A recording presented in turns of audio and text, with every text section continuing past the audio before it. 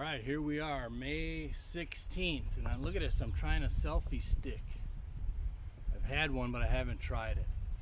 We're gonna go check the Skyline food plot, the one on a rocky ridge top. So I'll give you an update on that, but while we're here, we're gonna make it better. We're not just gonna look at it. It'll only take 10 minutes, maybe 15, to do a few good things to it while we're here. So it's really about constantly tweaking your inventions, because it makes all the difference in the world. So here we are. Oh, she is looking good. Look at this. Right. Beautiful morning today. Look at this.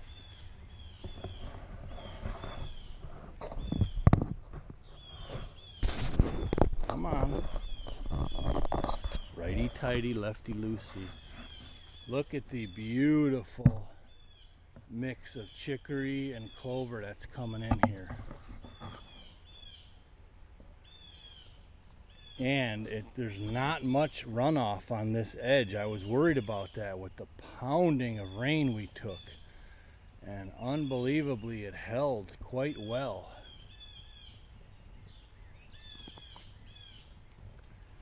Wow. Let's take a look down low here. You can see the beautiful mix. These broadleafs here, that's chicory. And the clover is pretty obvious. But I do have some bare spots, and that's what we're going to tweak today.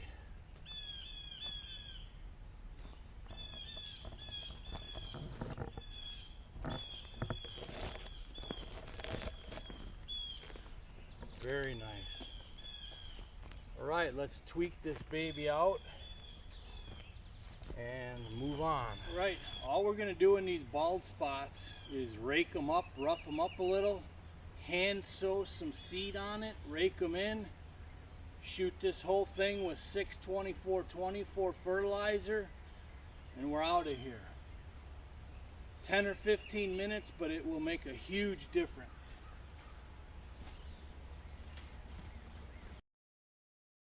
All right, then you just take and hand sow them. Being careful not to step on where you just raked up, because I'm actually going to walk on it to cultipack it in. The spots are so small that you just walk on it after you put the seed down and rake it, and you cultipack it. So this is very, very low tech, but can work very good. I mean, this plot is looking incredible right now, considering what it was, and that it's springtime, and that for the first time I actually have a head start on the weeds. So I'm going to go overseed the other bare spots and keep moving on. So I'm not sure if you could see them, but you see all the little seed there, and you see just how nice of a job just a little raking gets that 1/4 inch of dirt around them, which is all you need. All you need for these tiny little seeds. Then I'm going to cultipack it. It's really all you need here. I could drive the 4-wheeler over it, but I don't want to crush down all of these good little ones and risk killing or damaging the ones that have already started. I mean, they've survived a heck of a brutal spring already. So this is the $6 million cultipacker right here. Almost as good as that 60,000 cultipacker that I used on that with the excavator on the first go around. Which, by the way, did a heck of a job getting all these things seeded. The excavator, that is, of course.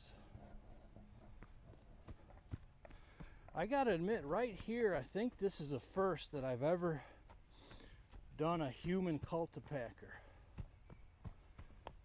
I could have just left it and hoped for Mother Nature to take over with a little rain, but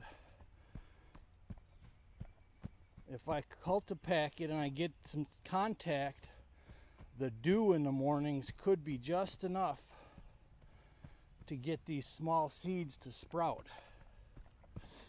And if that's the case, well, then I'm much farther ahead even without getting rain.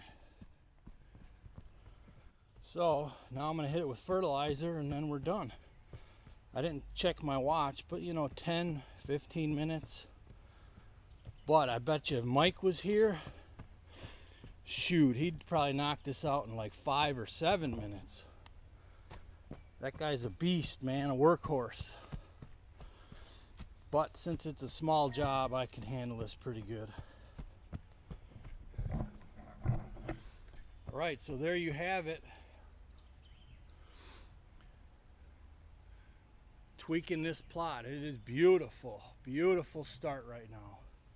Actually better than I had hoped for. I mean, just look at this. Look at this patch over here.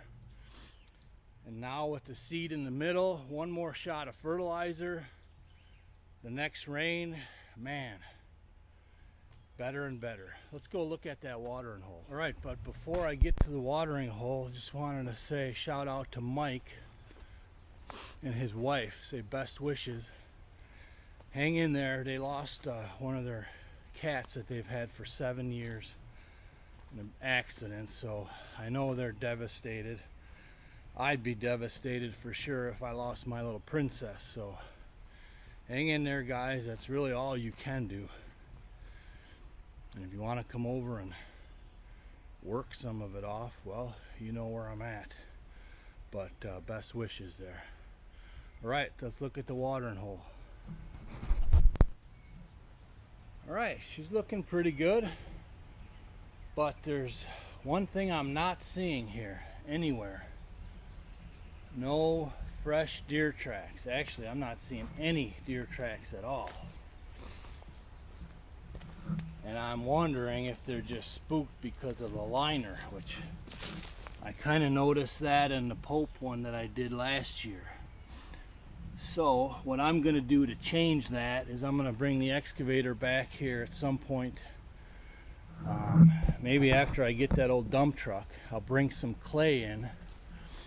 And I'm going to just line this whole edge down here with clay, and maybe even that berm over there to try and cover up the black. I might lose a little water volume from the clay filling it up, but I also might gain some because this end might actually seal up. So stay tuned for that. I'm going to put some clay on to try and cover up this tarp because alright, look at this. I just had to show you a quick peek of this fence row. Alright, this is out in the middle of our bean field where the property line is. If you remember, if you watched me last winter, I put up all these posts to mark the property line, and on this end here I wanted to tuck it in, make a new corner. I spayed these bigger trees and I hand planted some of them smaller ones. But I could hear the quail chirping out here, and I'm going to plant a couple of small oaks that I got left over. Wouldn't be surprised if I kick out a quail or two out of this long grass. But this is the kind of habitat that you can add to your property very easily. You know, so I lost a tiny bit of money on rent for the crops. Wow, a big deal. I mean, this is probably 25 foot wide. I probably should have went a little wider, but so just imagine this all the way down the property line, which I'll slowly work on it. But this is nesting habitat for quail, for turkey, birds, and when it gets thick enough, it's going to be deer cover. And guess what? Deer travel to cross this great big open field. Guess where they're going to follow? Yep, you got it, the brushy property line. So this is looking really good, and it was only this spring or late winter that I planted all this stuff here. Nice. So it's always a work in progress, but check in with me this fall because this is going to be beautiful.